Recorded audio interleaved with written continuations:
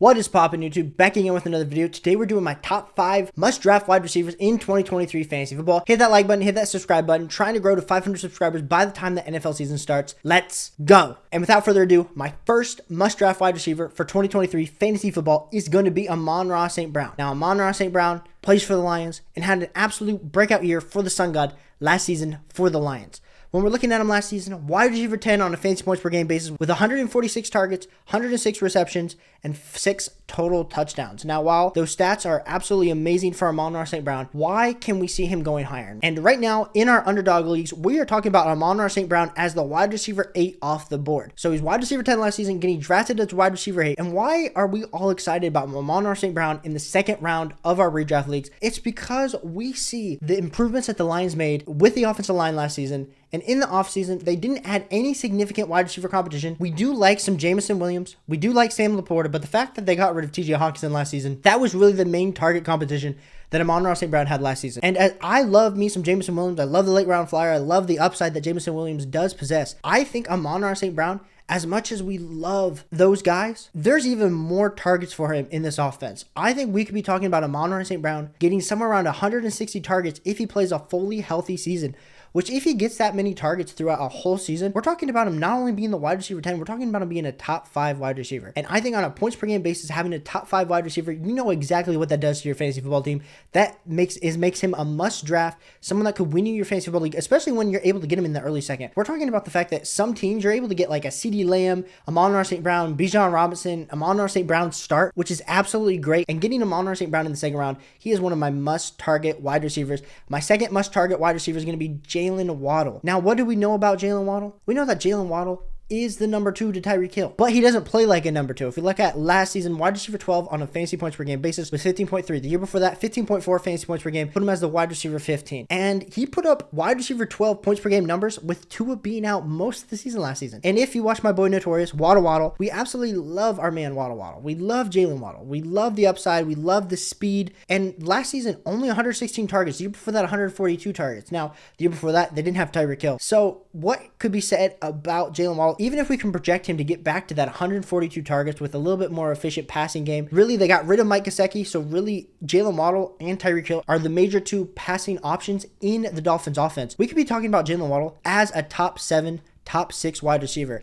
And looking at this underdog ADP right now, we're seeing Jaylen Waddle go as wide receiver 11. So he was the wide receiver 12 on a points per game basis last season, and he's getting drafted 1 spot ahead of that, even though everything is lining up for him to be in the top 10, top 8 of wide receivers. So you're actually getting him a little bit of a value in your fantasy football drafts. And so Jaylen Waddle, to me, just screams a must draft, especially when you're able to get him in the back end of the second. You're talking about being able to get a start of Justin Jefferson, Jamar Chase, CMC, and then you're able to pair that with Jaylen Waddle. Love the upside that you get with Jaylen Waddle. My third must-draft wide receiver currently right now is Amari Cooper. Amari Cooper with the Cleveland Browns. We've seen elite level of fantasy production before, but why am I excited about Amari Cooper? Because Deshaun Watson is going to take another step. Now, last season, 14.5 fantasy points per game, wide receiver 17. That is not too shabby. Nothing crazy to talk about 132 targets, 78 receptions. If we look, 132 targets, 78 receptions, that tells you either those passes that he was getting from Brissett were not the most efficient, or that maybe he just wasn't catching the ball. And so if we actually dive into those metrics, of course, wide receiver 16 on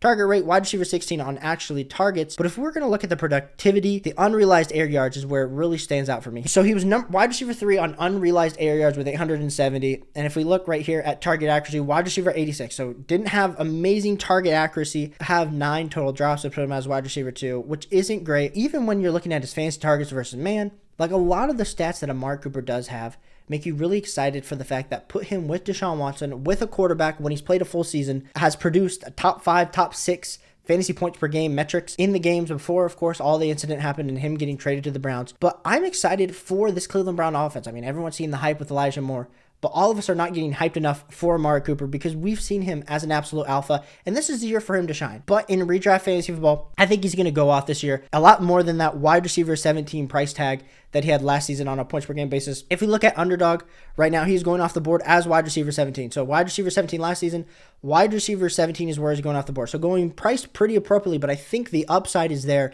Be taking the shot on Amari Cooper in your redraft fantasy football leagues. My fourth must draft wide receiver is going to be Drake London. Jersey Drake, for the Atlanta Falcons. I am a Drizzy Drake believer. I mean, we've been talking about him in Dynasty forever. We've been talking about him in redraft forever. And a lot of people right now are like, who's the better value in drafts, Caleb? Is it Drake London or is it Kyle Pitts? And now I just put out a video yesterday talking about Kyle Pitts, my love for Kyle Pitts, why I think Kyle Pitts is a great value for tight end, but I also think Drake London's a great value. And the reason I think Drake London's a great value is because as a rookie, commanded 117 targets. 117 targets as a rookie, very impressive. Wide receiver 22 on total targets last season. And for a guy that commands that type of target share, we're talking about Drake London commanding a 28% target share as a rookie. There's not many wide receivers to do that. We're talking about elite level company there for Drake London with those stats. But if we're looking at yards per reception, looks really healthy. His receiving touchdowns, of course, weren't high with only 4 total touchdowns, but the Atlanta Falcons offense, let's just put it simply, sucked. So now adding in Desmond Ridder, adding in Bijan Robinson in the backfield, it's going to be a little bit more well-balanced of an offense. Now, I'm not saying that the Atlanta Falcons are going to be one of the best teams to ever play football. I'm not saying that this offense is going to be improved by leaps and bounds, but they were the second highest rushing attempt team last season, one of the lowest attempt throwing teams last season. So even if all of a sudden we increase that a little bit, all of a sudden the Atlanta Falcons are, 23rd or 24th in passing attempts, even if maybe the rushing attempts get pulled back just slightly, that's going to help overall Drizzy Drake, Kyle Pitts, and having both of those guys healthy. The defense can't really key in on one of those guys, and that's what makes me excited about Drizzy Drake. He's not necessarily a down-the-field absolute stretcher. He's not necessarily the best route runner. He's kind of the best combination. A lot of comparisons come to Mike Evans, but I'm excited for Drizzy Drake because I had him as the wide receiver 2 last season in the rookie class. Proved me right because a lot of people are often based on the production, but when you're looking at the peripherals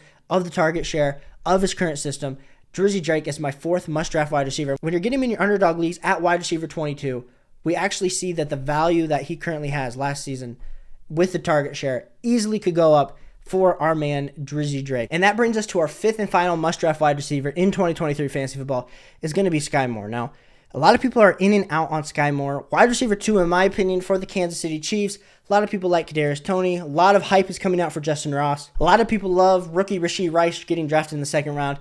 But I think for Skyy Moore, it takes a second to learn Andy Reid's system. Even the great Tyreek Hill took him 1 full season before that 2nd season where he absolutely broke out for the Kansas City Chiefs. The thing that we need to look at with Skyy Moore, of course, caught the touchdown in the Super Bowl. But really looking at his metrics, let's just be honest, ladies and gentlemen, not great. Not great metrics. So you're saying to me, Caleb, well, if you can't back it up with metrics, then why are you going out on a limb for Skyy Moore? 2nd round draft capital, elite level speed, great hands, quarterback in college, can read a defense. The thing that I love about Skyy Moore, 2nd year for the Kansas City Chiefs in the system. If I'm taking a bet on Kadarius Toney, who seems to be in and out, even though when he's on the field, super productive, but getting on the field seems to be one of the struggles for Kadarius Toney. If we look at Rashee Rice, rookie that needs to learn the system, we have Justin Ross, who, as much as we all love Justin Ross in the Dynasty community, just didn't work out for him, not being able to get drafted with the back problems. And then you have MVS, who's just another dude, just another Jag who got paid a ridiculous amount of money.